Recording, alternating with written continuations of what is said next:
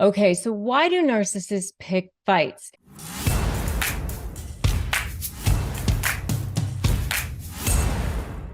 It's not just to goad you. It's not just to get under your skin. It's actually much deeper than that. It's actually much more stealth. It's actually much more manipulative. Yes, it's to elicit reactions. And yes, it's maniacal and it's crazy and it's to laugh at you and it's to get a reaction out of you. Of course, it's all of those things. They get supply from that. It feeds their ego. I always think of it as like that kid who's like picking at the earthworm with a pin just to like watch it move, watch it squirm. That is a part of it, but that is not the only reason. They also love to get attention from you. They want to get that attention from you. They want to be able to continue to control you. They want to see if they still have that control over you. They want to see if there's that level of you being in their kingdom, you being in their realm. Are you still under their thumb? Are you still part of their world? Because they want to know, are you still here? That was the whole purpose of bringing you into their world in the first place.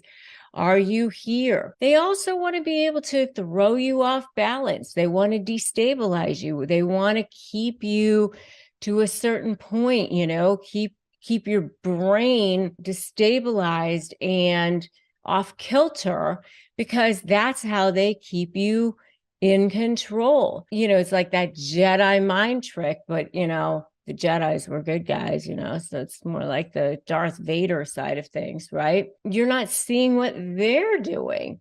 So, it's like, don't look over here because I don't want you to see what I'm doing over here. So there's a lot of different reasons for it. But, I always say that there's like this diamond level supply and then there's this coal level supply, right? And diamond level supply is how they look to the world. It's that adulation. It's that admiration.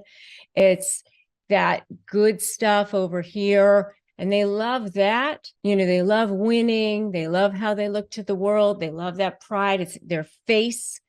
But there's that dark underbelly of narcissistic supply. It's that manipulation. It's that degrading. It's that controlling. It's that making you squirm.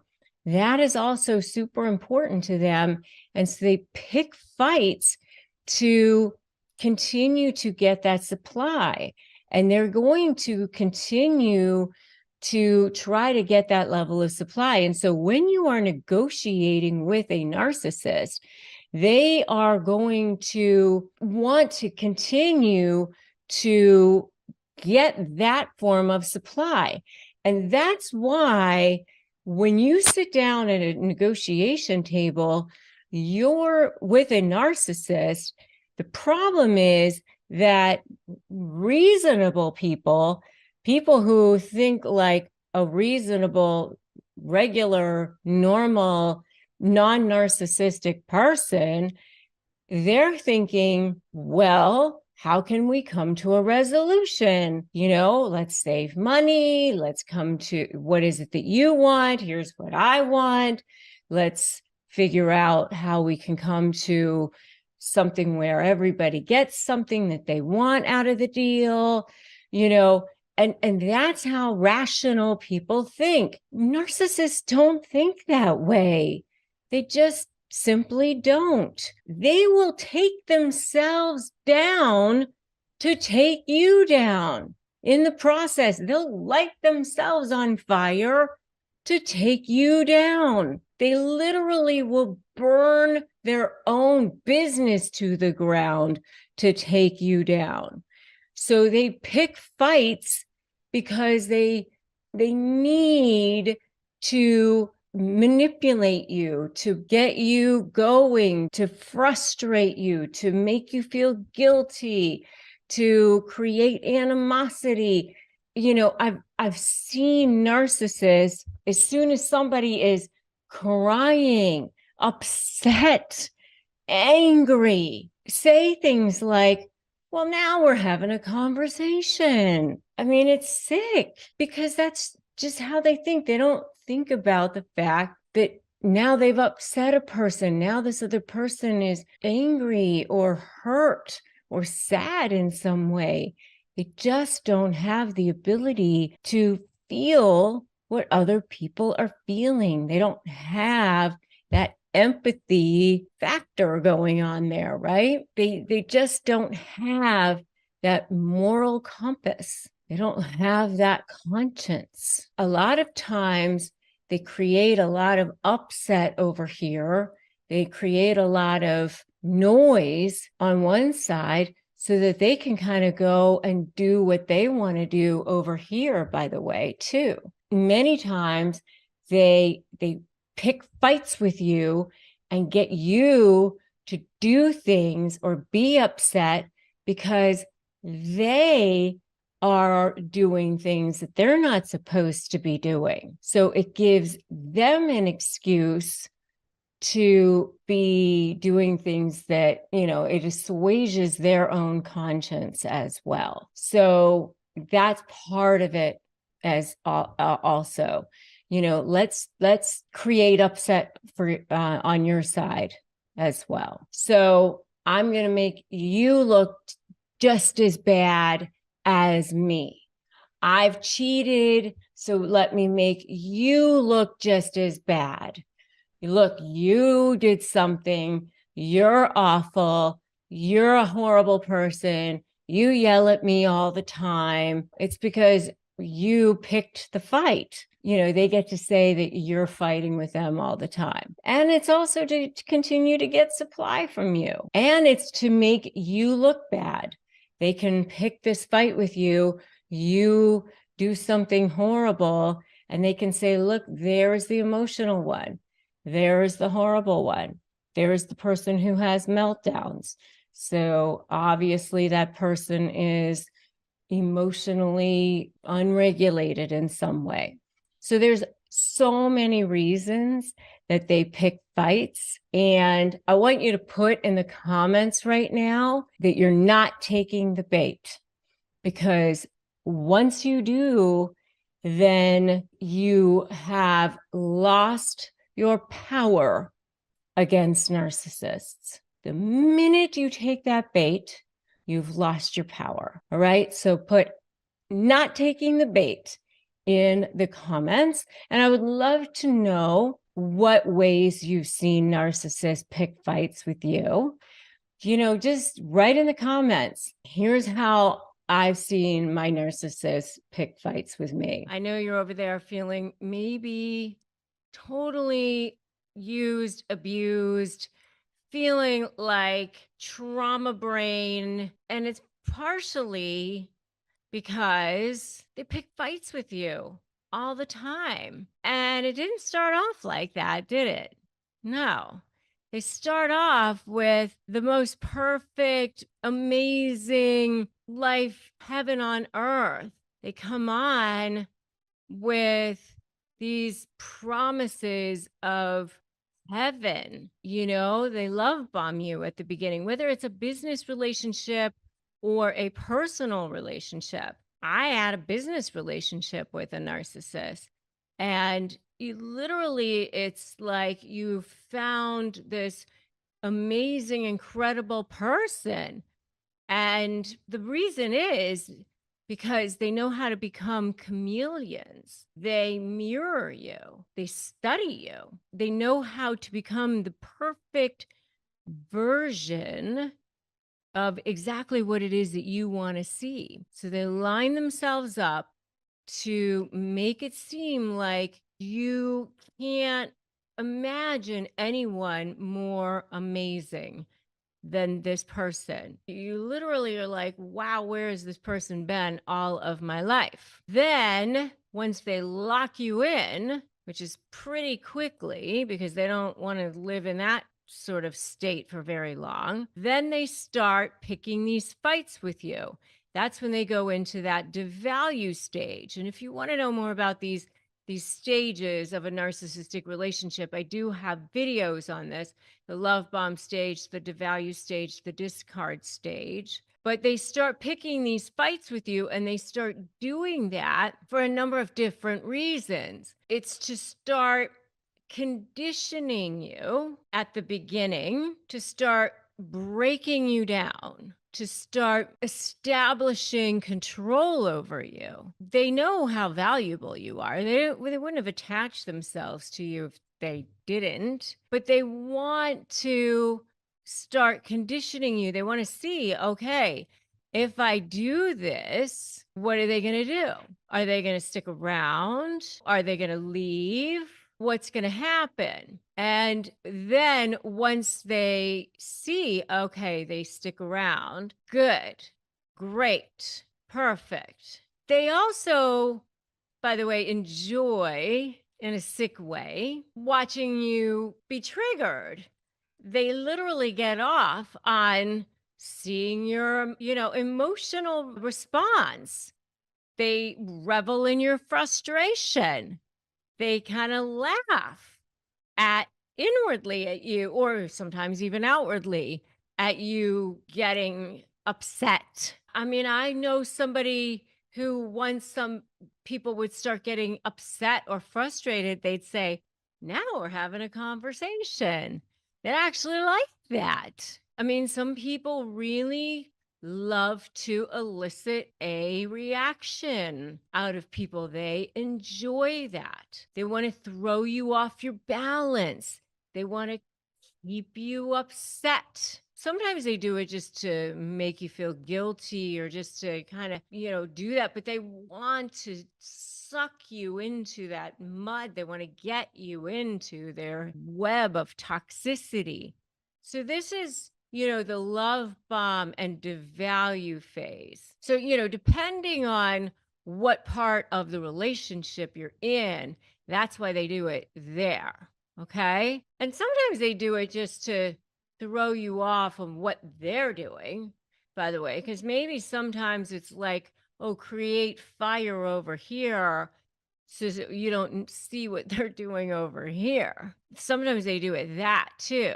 As they go into discard phase, they don't really want you to know what's going on. I have videos on that too, when the narcissist realizes what's going on. And sometimes when the narcissist realizes that you refuse to be controlled, well, then that's a whole other game.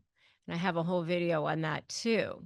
So now when you go into the discard phase and you become public enemy number one, now they pick fights for a whole other reason. Now they do it because they want to see you get out of control so they can use your emotional reaction against you.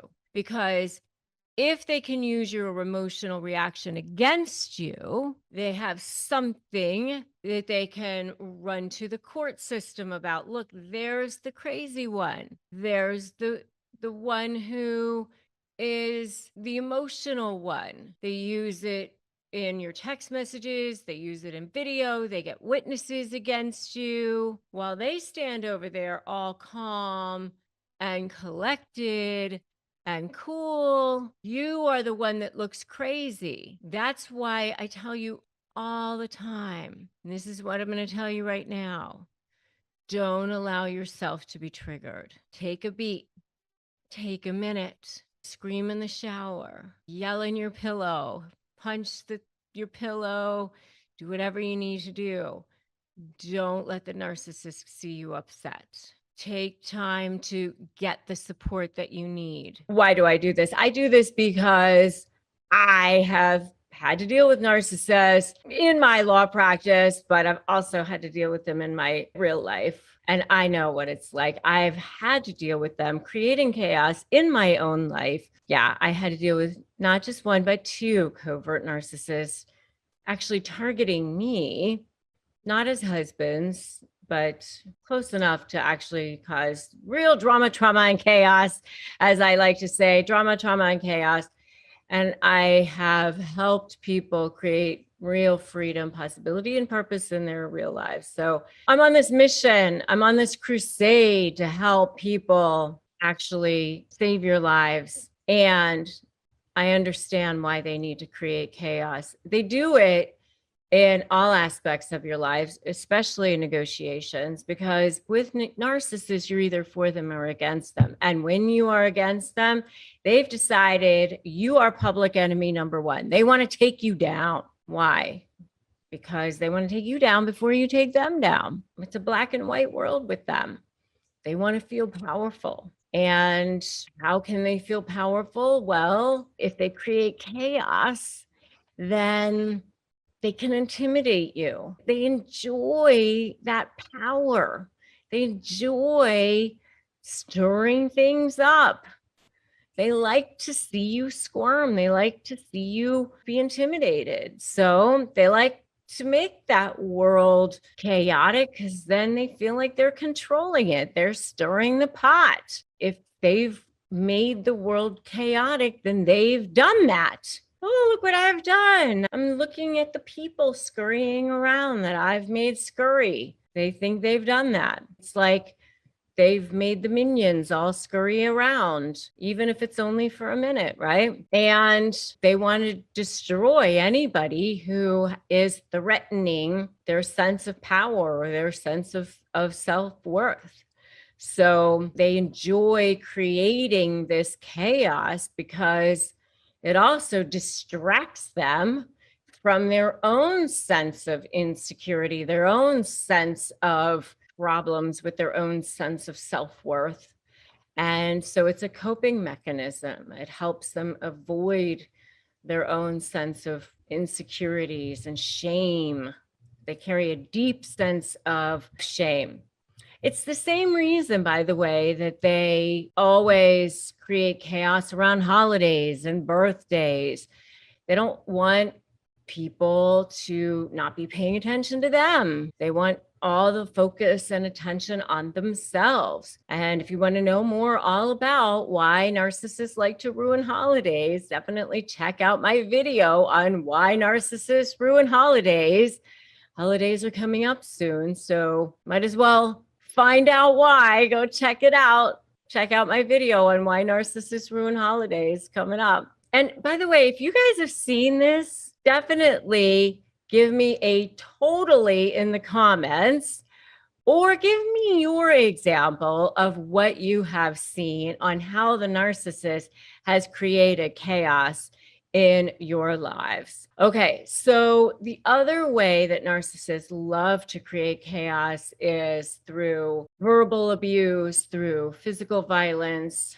And why do narcissists do anything that they do? Well, they get supply from it. Everything they do is to get this narcissistic supply, which is anything that feeds their ego. And remember what I said, that there's a hierarchy of supply. And there's that diamond level supply, which is the outer things, the big house, the money, the prestigious job, the prestigious cars, the prestigious friends, the things that they would be happy to tell people about. But then there's what I call the dark underbelly of narcissistic supply, which is I'm going to control you, debase you, diminish you, manipulate you. And that is where that chaos comes from. And because they don't have any care or concern or empathy for other people's feelings, manipulating people and as if they're game pieces on a board, creating chaos in their lives, telling a piece of gossip or saying something about somebody that's not true, creating that chaos, filing a motion in court that is totally false, whatever. It doesn't bother them because they're narcissists.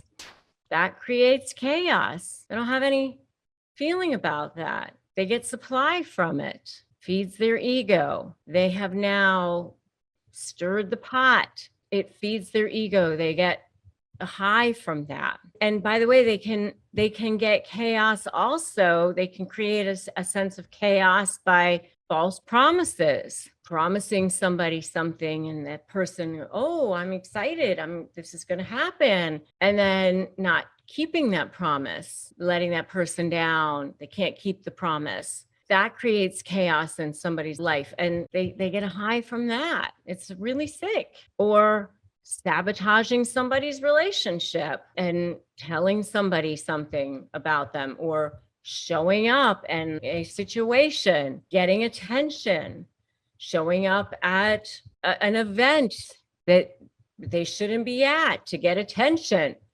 creates chaos. They get something out of that. Showing up when somebody is sick at the hospital and getting attention from that, that also can create chaos. They love that. It all is for the one thing, narcissistic supply, to get their ego fed. That's it, because that's what they're after. It's always what they're after. It's all to feed their ego. That's why they need to create their chaos. They get a high from it. And because they don't have any sense of care, concern, or empathy for others, it's not tied to their people's feelings. Unfortunately, that's how it goes. They don't have any sense of guilt. If you're standing over there wondering, how can they do that to somebody? Don't they wonder about the consequences? Don't they feel anything for anybody? Don't they wonder about ruining somebody's lives? Or no. The answer is no. And so stop doing that exercise. It's not going to get you anywhere. Forget about it. Stop wondering why or how they could. Or that for you is a big waste of time. Just accept they are who they are. You are not going to get closure. You are not going to get them to see the error of their ways. All of those things are a waste of time for you. You are better off stopping focusing on that. The more you give it energy, the more it will multiply. What you focus on, you get more of. So focus on something that will actually bring you more of what you want. Let go of that. Namaste and walk away. Send them light. Move on. That is the best advice that I can give you. This particular topic is really, really fascinating to me because I've seen how narcissists use this to actually create trial exhibits, actually, and also in negotiation as well. It's particularly fascinating because they're masters at this, so masters at this. So you really want to pay attention to how they do this. You know, they use your emotions, they use all sorts of things. And by the way, if you haven't subscribed to this channel, make sure you do that now. Subscribe, hit that notification bell, because you're definitely going to want to make sure that you get all the content that you can from this channel, because I seriously devoted all of my energies into making sure that you guys can break free and shift the dynamic with toxic personalities, toxic people, especially when you're negotiating with them, when you are dealing with them, even if it's in conversation, you're just managing them, whether it's in a business setting, a relationship setting, a family setting, regardless of what it is, you're definitely going to want to make sure that you get this information firsthand. Okay, so there are some terrifying ways that they manufacture chaos to bait you and provoke you on purpose. And I've talked about this a lot. And what they do is they're trying to get you to be super emotional and look crazy while they sit over there looking calm, cool, and collected, like, here I am. They get supply out of that, of course, but they also want you to be provoked and emotional so that you look like the crazy one. And by the way, they get like this sick sort of validation out of it by getting you into this circular conversation. And, these things go into like the middle of the night half the time. And when you try to call them out on their behavior, then they start gaslighting you and they start playing the victim. Then this narcissistic rage comes flying out. So, so number one, by the way, is this baiting. Okay. So number one is baiting. They instigate these arguments and they act like they're the ones who've been attacked. Then after they've baited you, and then they act like you've attacked them in some way. It's like this whole crazy making thing. And it's really a way to fuel their narcissistic supply, number one. And number two, a way to make you look like you're crazy. And then they use it against you.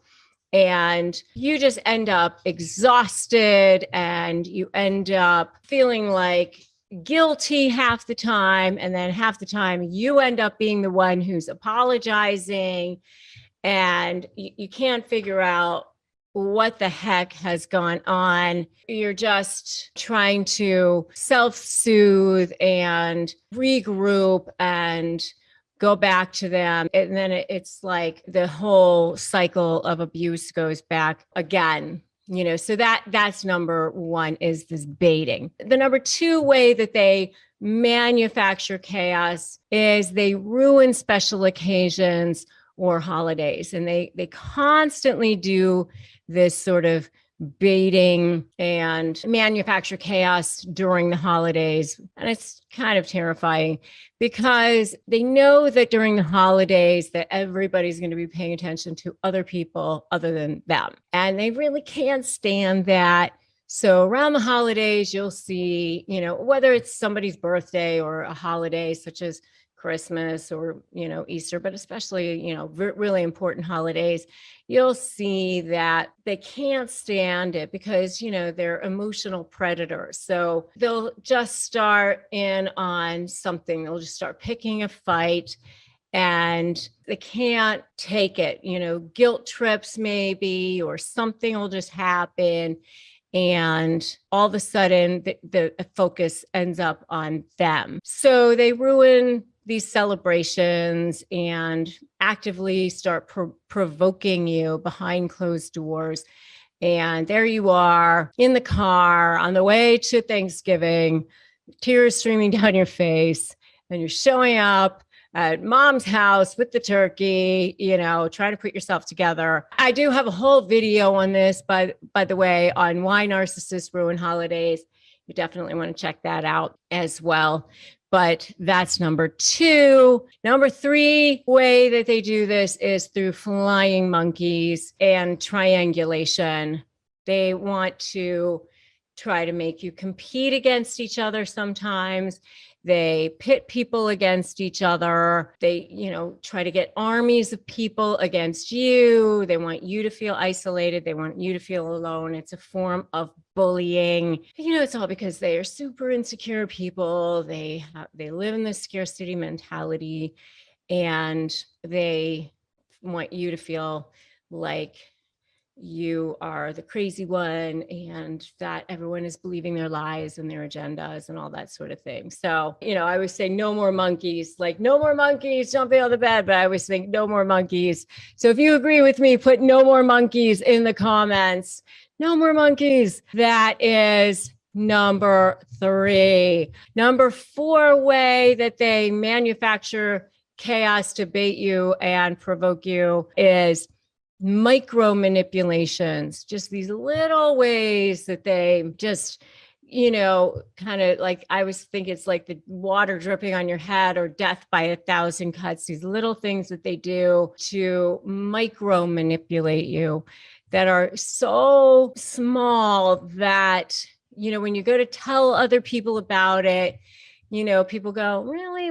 Maybe that was inadvertent, or that doesn't seem so bad. But, they do it so often that, it's really just enough to make you absolutely insane. They forget to get your stuff at the store, or they do things, like you ask them to do things and they, always forget, or these passive aggressive moves, or say things against you like, oh, you lost some weight. I mean, you still have a ways to go, but, or, make you constantly do things that you don't want to do, these micro manipulations. So that's number 4 terrifying ways that narcissists manufacture chaos to bait you and manipulate you. And the number 5 terrifying way that narcissists manufacture chaos to bait you is the love bomb, devalue, ghosting cycle. So, they start off with this love bomb and then go into devalue, often ghosting you, and then back to love bombing again, and then devalue, they ghost you, back to love bombing. It's not like this even thing like it would be with a normal person, right?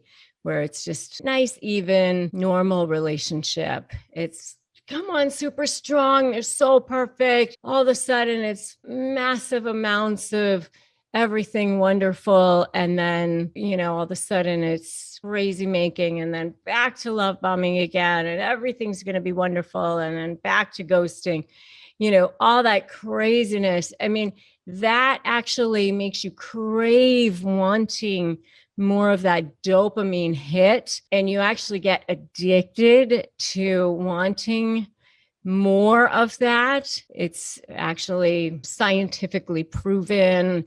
There's a whole study on that by Robert Sapolsky, and you actually become physiologically addicted to wanting them. And that actually is more toxic than any other kind of relationship. And that is so terrifying, honestly. So those are 5 terrifying ways that narcissists can manufacture chaos to bait you and provoke you. So sick, so gross. If you are dealing with a narcissist in any kind of setting, you're definitely going to want to make sure that you subscribe to this channel, hit that notification bell. And if you like this video, give it a like, give it a share so that other people get this information.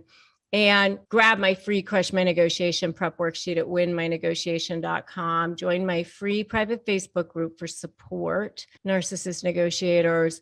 And remember that today's a great day to start negotiating your best life. Don't do this alone. You don't have to. Don't give in. Don't give up.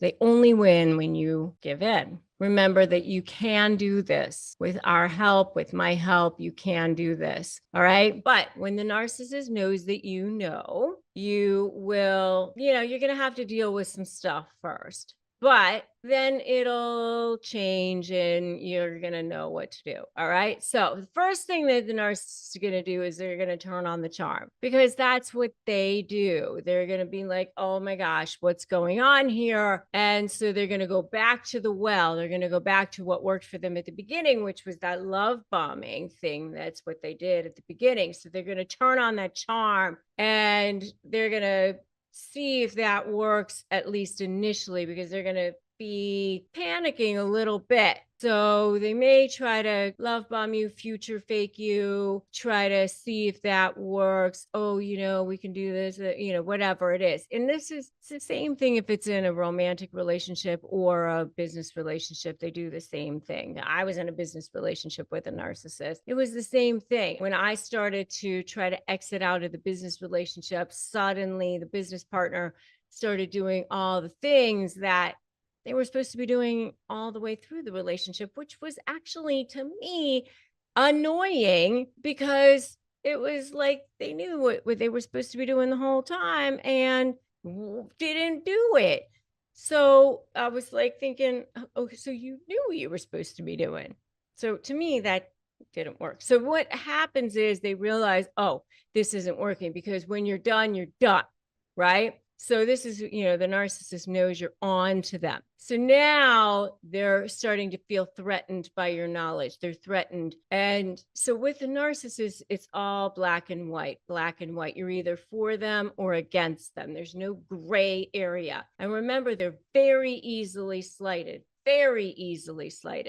So once they realize that you're on to them, you become public enemy number one. Now they're going to try to silence you. Now you are going to be the enemy. They're going to try to gaslight you, to try to say, hey, whatever it is that you think you know, you don't know.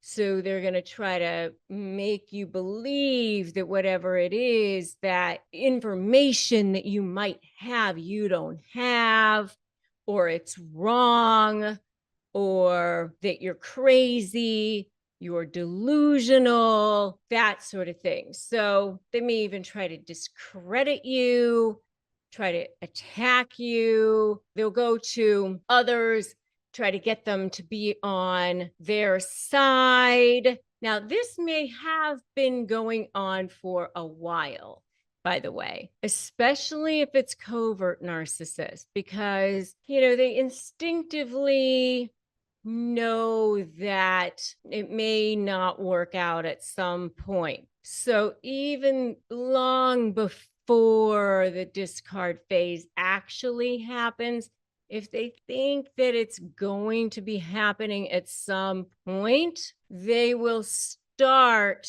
that planting of seeds with third parties, because they don't want you to feel aligned with anyone else in their world. They want you to be sort of isolated. They want to be the ones aligned with other people. They don't want you to be the ones aligned with other people. So they make sure that you feel isolated. They make sure that they're the ones that have the people aligned with them, and you feel like you don't have. So they'll make sure they know that they spoke to this person and you didn't, or they have the closer relationship and you don't, and that they talk to them more, or that they got the better information from that person. And everything's sort of a competition, even before you actually have the breakup with this person, because it's got to be a competition with them, and even if you're not that way, and you're all over there going, that's great that you spoke to that person, or that's lovely that you had that conversation, or I'm so glad you had lunch with that person. They don't see it that way. They still want you to feel like you're isolated, or they have this better thing going on. And so it's very difficult to have a normal relationship with a person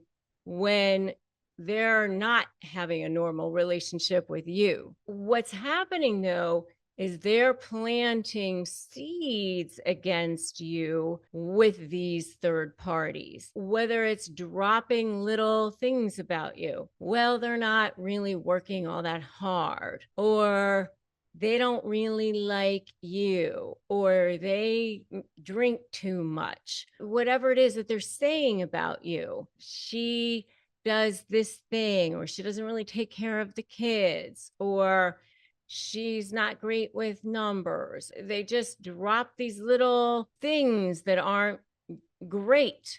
And so when it comes time to actually have the breakup, they've already discredited you in such a way that it actually seems plausible to do the full-on attack, because they've sprinkled in these little things about you all along. So they constantly are discrediting, and planting seeds, planting enough doubt. And that way, this other person's sort of looking for something about you. And if there's just a hint of something, like there's that confirmation bias going on. Oh, yeah, I see it. Yeah. And so there's that manipulation going on of people around you. It's just, it could be sort of subliminal. That's what's happening of the people around you. And you may not even realize that it's going on.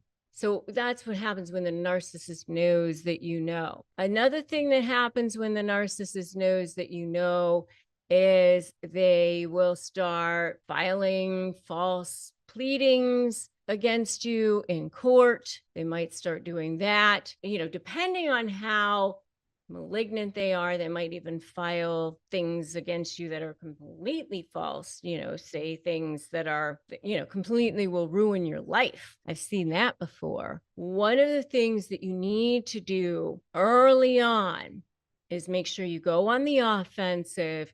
Make sure that you keep track of everything. Document. And one of the things that I tell people constantly is don't fall for, oh, we don't need lawyers, or we can just settle this ourselves, that sort of thing. You get lulled into believing that they want to do this amicably or that something like that. Let me tell you, if they were liars the whole entire time that you were in a relationship with them, whether it's a business relationship or a personal relationship, they're most certainly not going to start telling you the truth when you're on opposite sides. It doesn't make any sense. They will definitely be lying to you now. They are out for themselves. And you are public enemy number one. Don't fall for it. You need to take care of yourself.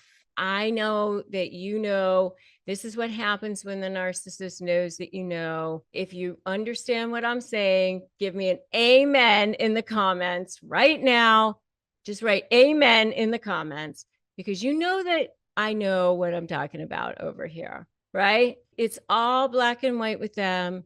They're in it for themselves. And what happens is if you fall for it, then you end up so far behind in the negotiations or so far behind in the communications. And by the time you figure out what's going on, they've gotten away with so much. And you feel like things are so unfair. But part of it is because you started off at the beginning with thinking that everything was going to be good or everything was going to be nice, or you just wanted what's fair and you just wanted what was good. And, you came at it with such good intentions, but they didn't.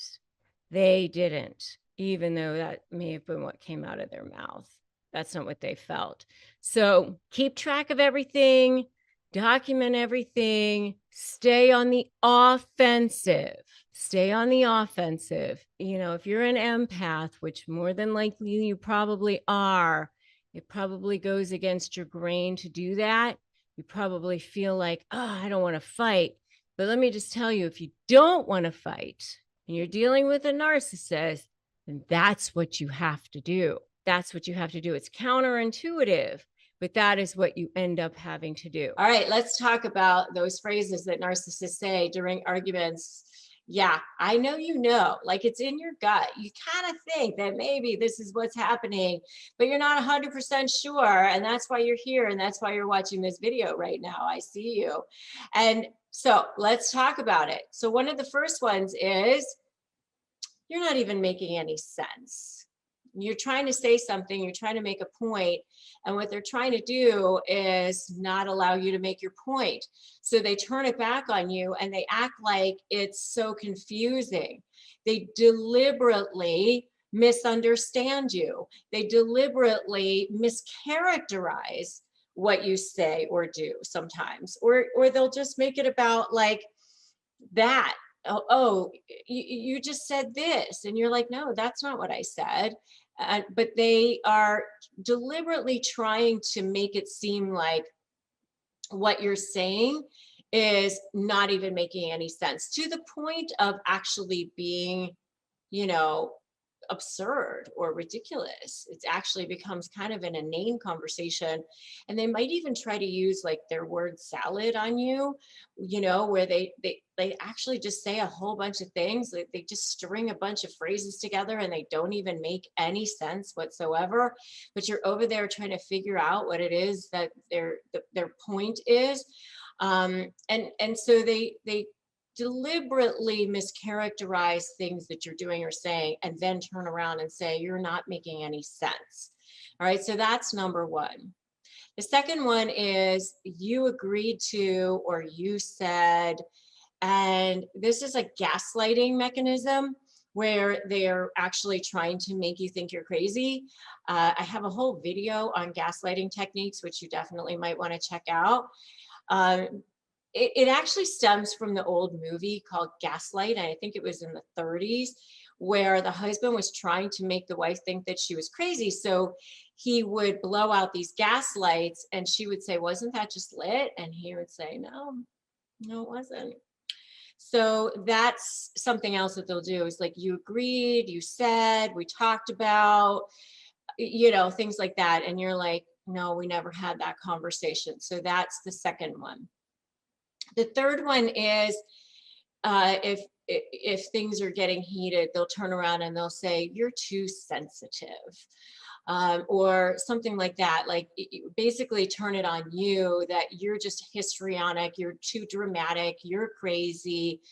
And so therefore, whatever point you're trying to make isn't going to get through. The whole idea of this is they don't want you to have any value in this conversation. Everything that you try to do or say is going to get manipulated, and you're certainly not going to feel heard, and you're not going to feel valued, you're not going to feel honored, and you're not going to feel respected. And if you feel like that every time you're trying to have any kind of a discussion or argument or conversation with this person, then you're probably in a relationship with a narcissist.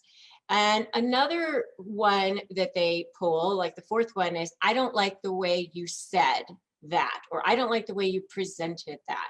In other words, they're basically saying, now let's talk about how you brought this up.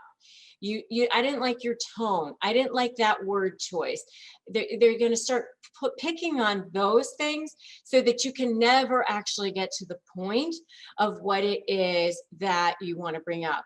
You brought it up at the wrong time. They're too tired. Don't you know I'm tired? Don't you know I worked all day? This is not good timing. Don't bring it up now. The neighbors might be able to hear you. People are around, something like that. Just whatever they need to do to never get to the point of what it is that you want to say. Okay, so that's the fourth one, is I don't like the way you said that. I don't like the way you did that. I don't like the way you brought it up, something like that. So now the whole argument is about that instead of about what you wanted to actually talk about. And if you think that this is spot on so far, give me a spot on in the comments below. All right, so let's talk about number 5. Number 5 is they say things to deliberately hurt you. So they'll say things that are like super below the belt. This is where they're really starting to come unglued. They're really starting to lose control. They'll do whatever they need to. And so, narcissists are street fighters. They fight dirty. If it was an actual fight, it would be the equivalent of, groin stuff, pulling hair, biting ears, pinching, whatever they would need to do to win. Because with narcissists, it's either winners or losers. They're very black and white in their thinking. So, and they know they're really good at reading people, highly skilled at that. And so they're highly skilled at figuring out what your weaknesses are. So they'll hit below the belt and they'll say things like, you're horrible in business, or you're the worst mother ever, or whatever they need to say, because they want you to be hurt. They want you to feel pain. Okay. And then the last thing that they say, which is kind of their famous things that they say, goes back to that black and white, the way they think in a very black and white terms that I was talking about earlier. And And by the way, I have a whole bunch more on this, on their favorite phrases in general. You know, this video is more on like their argument techniques, you know, the things that they say in arguments, but I have a whole video on their favorite phrases, which you definitely should check out as well. But the last thing that they'll do is sort of what I call their all or nothing phrases. And so they'll be like, no one else thinks the way you do. No one else says that. No one else believes that. No one else ever acts this way.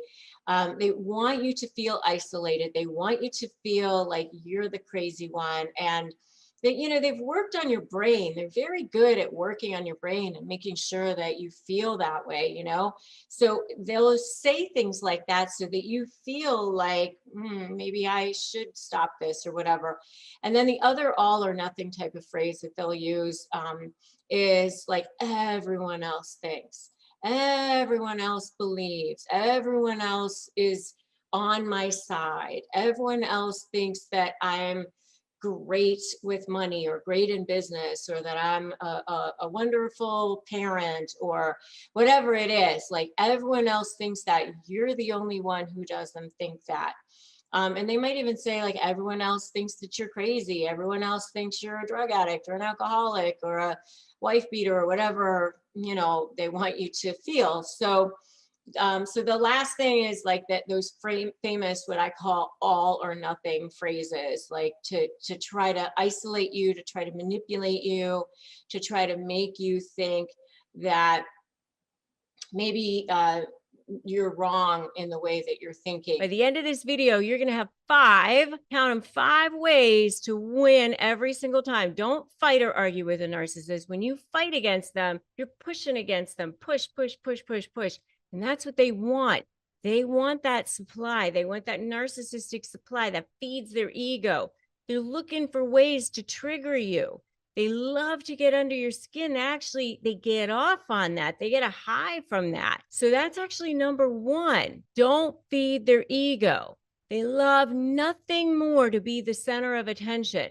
They go to great lengths to make sure that you're feeding their ego.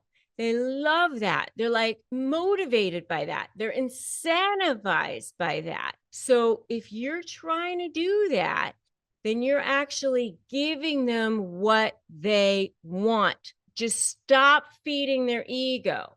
All right. When you do that, when you stop feeding their ego, when you stop giving them that adulation, when you stop giving them that narcissistic supply, when you remain calm, when you remain uninterested, it actually frustrates them. It makes them want to just give up because you're not giving them that attention that they crave. So that's number 1, just don't feed their ego. Number 2 is figure out their weaknesses.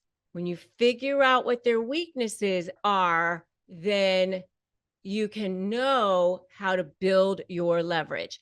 So in my Sligh methodology, which is what I teach in my programs, you learn how to expose them. That's how you build leverage, strategy, leverage, anticipate, focus on you. That's my Sligh methodology. That's how you win your negotiations. So when you figure out their weaknesses, you can start to build leverage. They are extremely insecure. They have a lot of shame. So if you figure out what their weaknesses are, you can start to figure out how to expose them. So number 3 is learn the element of surprise. Do not ever tell them what it is that you know about them. All right. Always use that element of surprise. Keep what you know about them very, very close to your chest. Make sure you keep them guessing, because if you tell them what you know, and I know sometimes it's like you just want them to know you've got something against them, but it's really, really important that you wait and use that leverage and spring it on them at the right time, because it's absolutely critical that you have a strategy and use that leverage at a time where you can squeeze them and motivate them and use it to your advantage during a communication, during a negotiation. You want to make sure that you're not being drawn into their games, that you are the one who is controlling the conversation. And there are certain ways that you can control the conversation. There are definitely certain ways that you can control the conversation. Make sure that you remain calm. So I want you to put that in the comments right now. I'm calm. I'm calm. Just so that you can remind yourself to stay calm, that you're breathing, take deep breaths, because they want you to be triggered. That's part of the A in my Sligh methodology. Anticipate that they will want to trigger you. They will want to get under your skin. That's part of their methodology. That's part of their strategy. Get under your skin, because they know that if they can get under your skin, that they have you, that they can use your reaction against you, and it gives them supply. And as long as they're getting supply out of you, they will never, ever, ever leave you alone, ever, because it feeds them. It gives them food. It gives them oxygen. As long as they're getting that, they'll never leave you alone.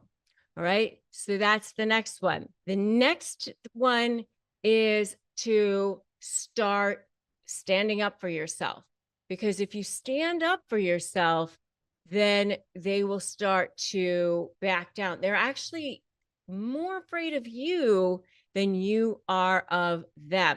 You want to make sure that they will start to respect you. So you're starting to pivot. You're starting to pivot the dynamic of power. You want to start shifting that dynamic of power. So, step one, don't run. Step two, make a U-turn. And then that's step three, is break free. That's how you start to shift that dynamic of power. They bully you, they intimidate you, but if you stand your ground and refuse to give in to their demands, they eventually break down. They're the worst right before they're ready to give up, because they're like tantrum. They're like 2-year-olds having a tantrum on the floor. You know how 2-year-olds are?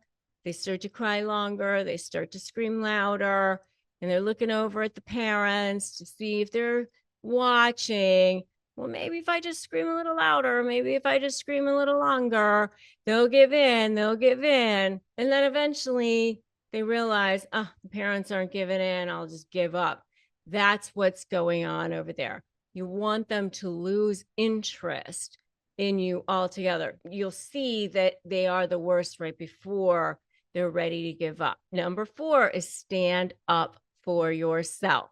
And the last one is the hardest one for you, but it is the most important. This is the one where you're going to fake it till you make it in some ways, right? Show them you're not intimidated.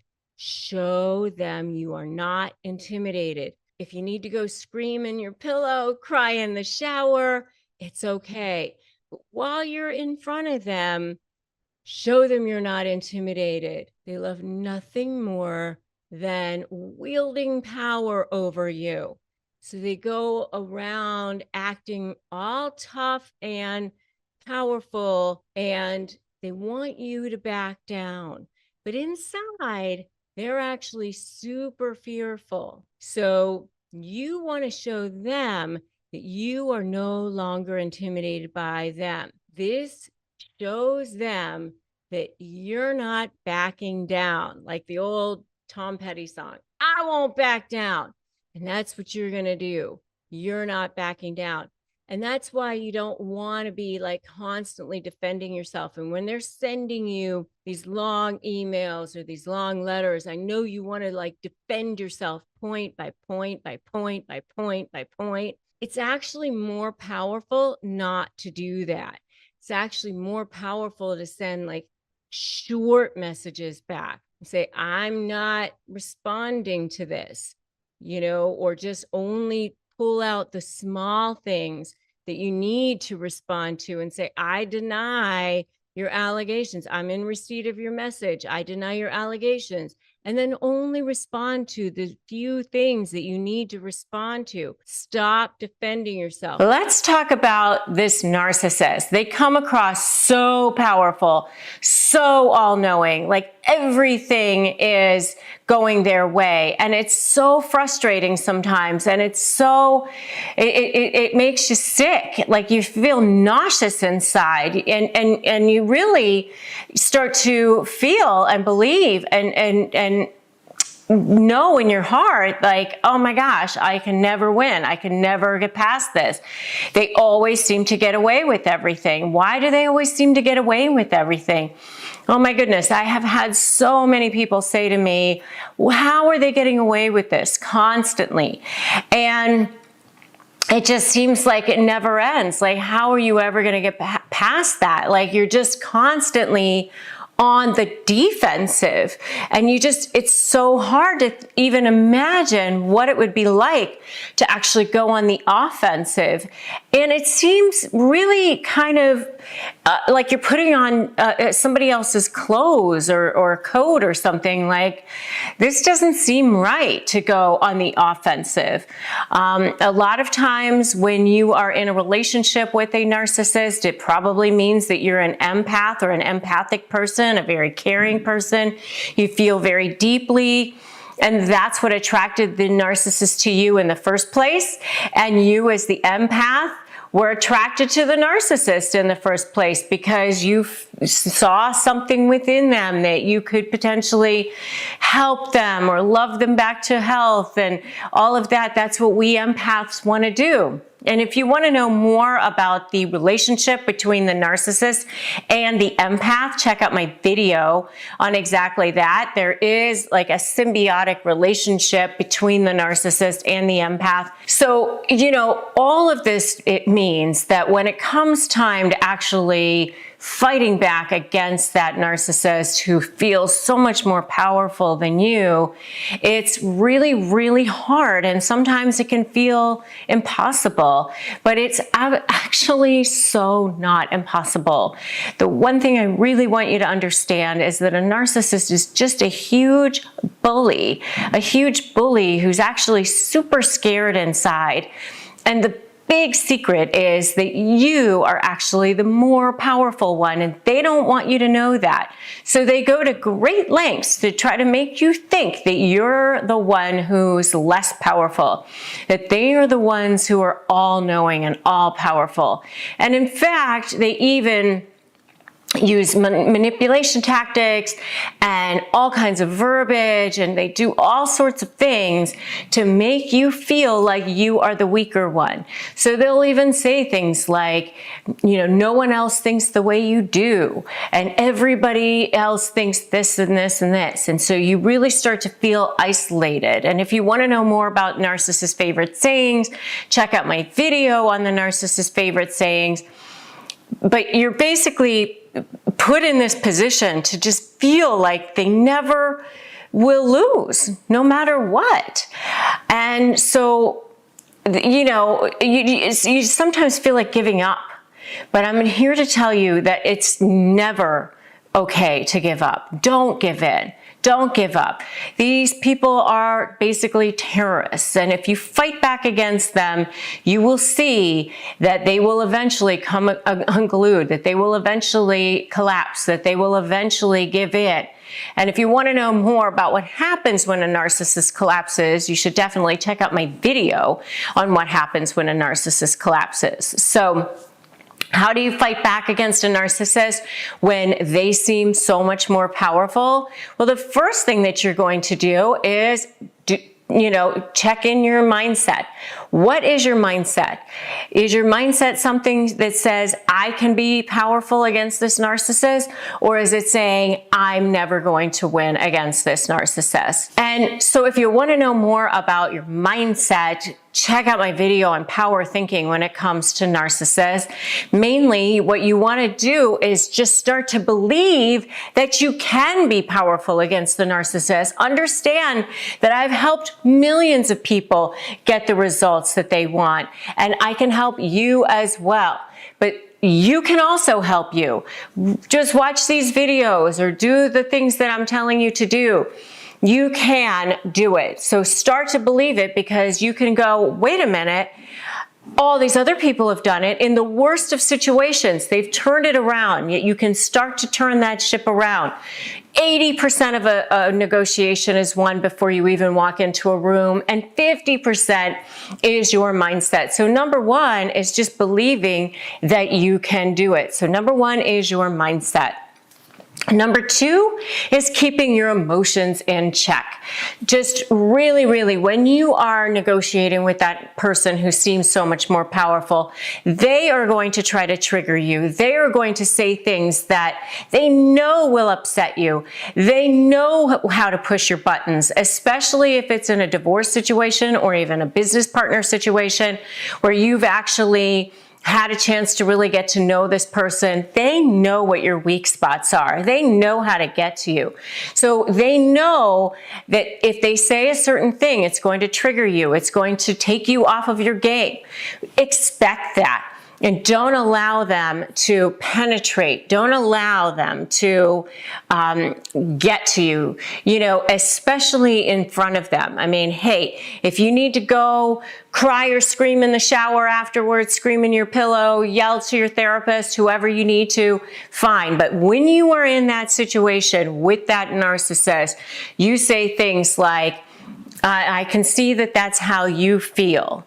Like, in other words, you leave it all over on their side of the table. It's not coming over here. And, it's almost like there's this glass shield around you, and it's just like the bullets are just pelting off and heading back over their direction. All right. So when it happens, you just, I hear what you're saying. I know that's what you believe, something like that. You constantly are saying things that will actually just allow you to disarm them and also you to not be affected. I also have a video called Phrases to Disarm a Narcissist. You can check that out if you'd like as well. So that's number two. And I really want you to believe that you are powerful. And if you believe that you can be powerful, I want you to put in the comments, I can be powerful. Put that in there right now. I can be powerful. This is the start. Mindset, keeping your emotions in check. The third thing that you can do is actually really do your research. You're going to research your side. You're going to research the other side. You're going to do as much as you can to have everything prepared. Understand exactly and anticipate what it is that they're going to say. And then that way you'll have a response for it. The more that you can prepare, the less concerned you're going to be that they're more powerful. The more that you have your arguments ready to go, the less powerful they will be, especially if you're anticipating what the other person is going to say. And the fourth thing that you can do is use languaging that makes you seem more powerful. In other words, you can say things like, I know that we are both on the same page when it comes to this. But here is one issue that I want to present to you, and I anticipate that this is what your argument is going to be, and here's what my argument is. So you use powerful language, and you can also use powerful body language. So that's going to be number 5. Use powerful body language. Power language is, putting your arm draped over the chair, grabbing your chin, steepling. These are 3 different ways that you look more powerful.